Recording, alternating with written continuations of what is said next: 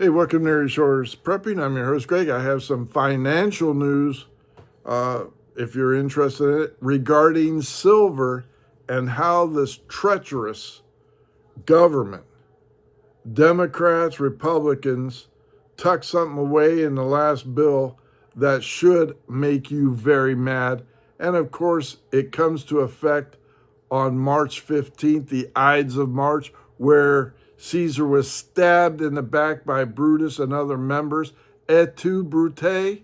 Well, the government just did that to us and the IRS. And what I'm referring to is this new rule for buying silver, and I'll go over it. The limit before you have to start reporting, and of course, the IRS wants their cut of profits.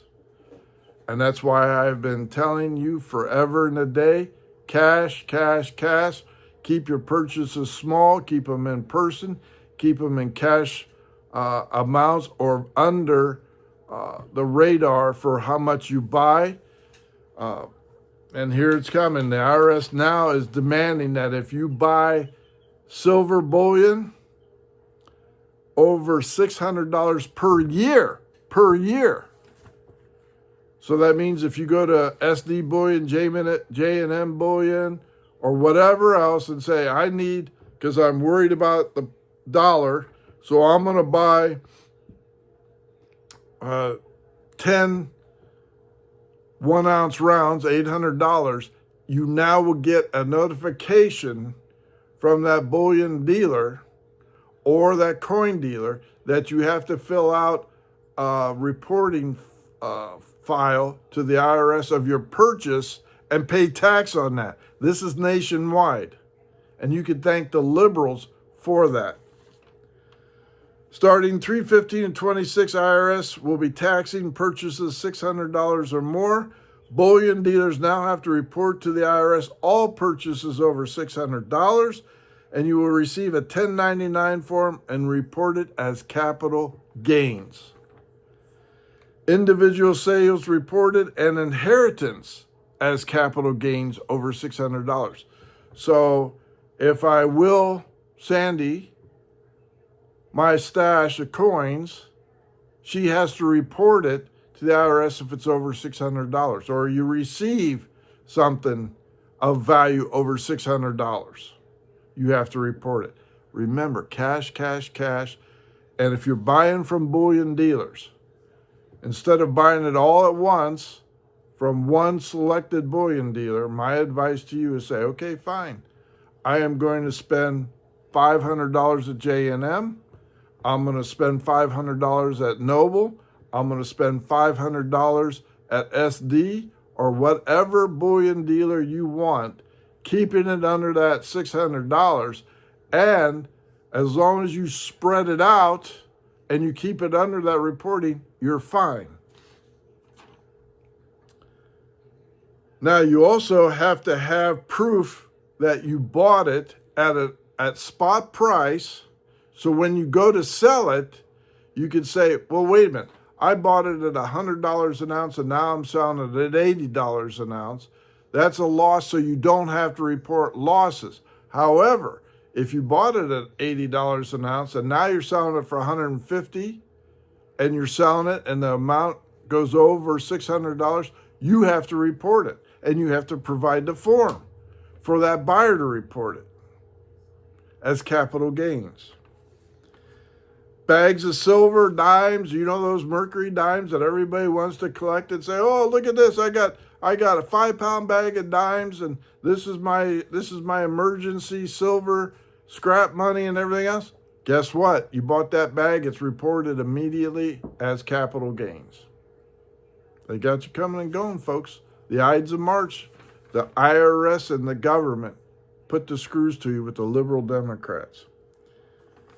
Cash sales under $10,000 is exempt if you keep it under $10,000 per year.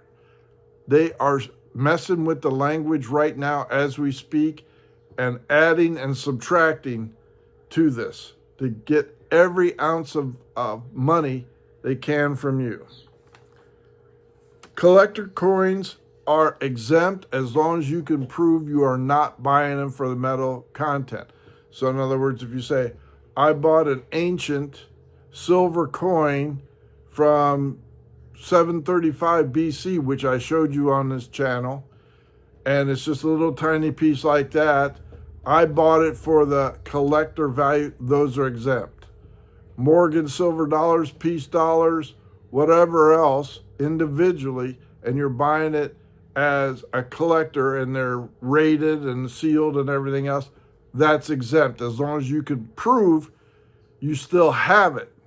So collector coins, numismatics, for their collector value is exempt. However, if you are buying these mercury dimes for the silver content and plan on turning it into the coin dealer and saying, how much you give me for this bag, what's the refining, you have to pay capital gains on that.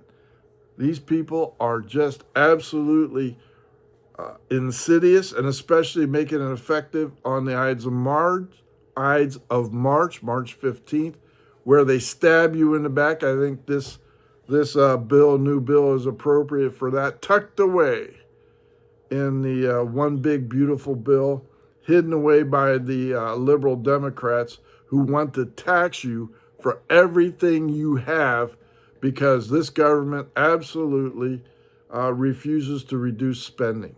Right now, we are over $1 trillion in interest payments.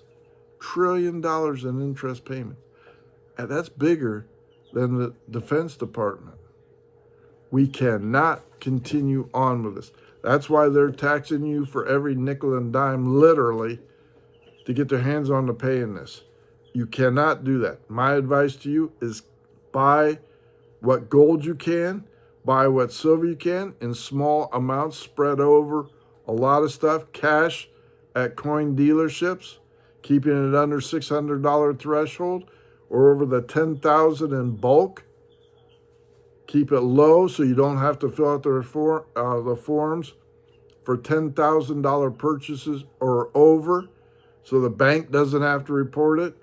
Keep it small, but invest. Keep buying that silver and stashing it away. Mum's the word. It's all cash.